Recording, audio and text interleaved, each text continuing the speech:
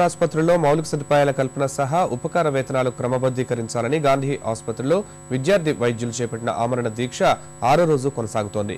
వీరికి పలు రాజకీయ పార్టీల నేతలు మద్దతు తెలిపారు. దీక్ష చేస్తున్న జూడాలను పరామర్శించిన తెలుగుదేశం అధినేత చంద్రబాబు నాయుడు సమస్యల పరిష్కారానికి అఖిలపక్ష సమావేశం ఏర్పాటు చేయాలని డిమాండ్ చేశారు. సమస్యల పరిష్కారం కోసం విద్యార్థి వైద్యులు చేస్తున్న ఆందోళనలు రోజురోజుకి తీవ్రమవుతున్నాయి. హైదరాబాద్ గాంధీ ఆసుపత్రిలో 6 రోజులుగా ఆమరణ దీక్ష చేస్తున్న విద్యార్థి వైద్యుల్లో రవి అనే వైద్యుడి ఆరోగ్య పరిస్థితి క్షీణించడంతో ఐసీయూకి తరలించారు. ఆజాద్ అనే మరో వైద్యుడి ఆరోగ్యం కూడా విషమించింది. సమస్యల పరిష్కారంలో ప్రభుత్వ వైఖరికి నిరసనగా జూనియర్ వైద్యులు ఇచ్చిన చెలో హైదరాబాద్ పిలుపు మేరకు పలు జిల్లాల నుంచి జూడాలు తరలివచ్చారు.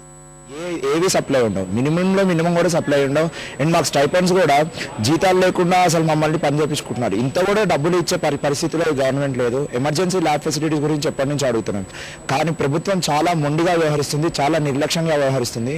ప్రజల తరఫున మేము ముందుకు వచ్చి అడుగుతున్నాం ప్రజా సమస్యల గురించి. దానికోసమే ఆమరణ దీక్షలో కూర్చొని ఈ రోజుకి 6వ రోజు చేరుతున్నా కూడా ప్రభుత్వం ఏ రకంగా స్పందించడం లేదు.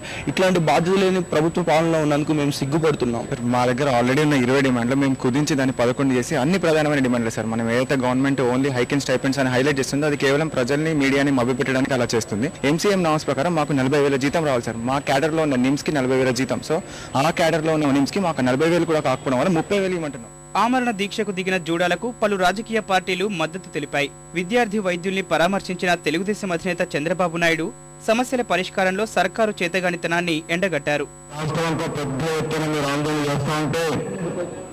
మెడికల్ అండ్ హెల్త్ మినిస్టర్ కానీ ముఖ్యమంత్రి కానీ ఒకరి మీద ఒకరు దాటలు వచ్చే వైఖరుల మీద చాలా దారుణం. ప్రభుత్వం అనేది ఎప్పుడు కూడా రెస్పాన్సివ్గా ఉండాలి తప్ప ఇంత దారుణంగా ఉండడం పట్ల మేము చాలా తీవ్రంగా ఖండిస్తున్నా, గర్విస్తున్నాను. నా ఉద్దేశం ఇది డిమాండే కాదు, మీరు అడగాల్సింది కాదు, ప్రభుత్వం చేయాల్సింది. వాస్తవంగా ఆలోచిస్తే చేతకాంతనం, ప్రభుత్వం యొక్క చేతకాంతనంగా పొందేది కాదు.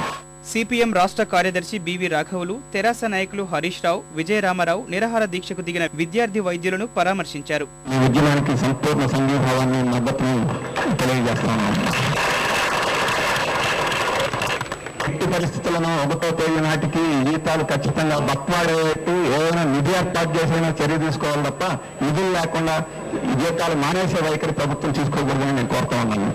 ప్రభుత్వం కార్పొరేట్ కాలేజీలకు, కార్పొరేట్ ఆసుపత్రులకు దోచిపెట్టా ఉంది తప్ప ఇలా ప్రభుత్వ ఆసుపత్రుల పట్ల ఒక తీవ్రమైనటువంటి నిర్లక్ష్య ధోరణి ఈ రోజు ప్రభుత్వం వ్యవహరిస్తా ఉంది. ఏమడుగుతున్నారు జూరోస్ ఈ రోజు? న్యాయమైనటువంటిది అడుగుతా ఉన్నారు.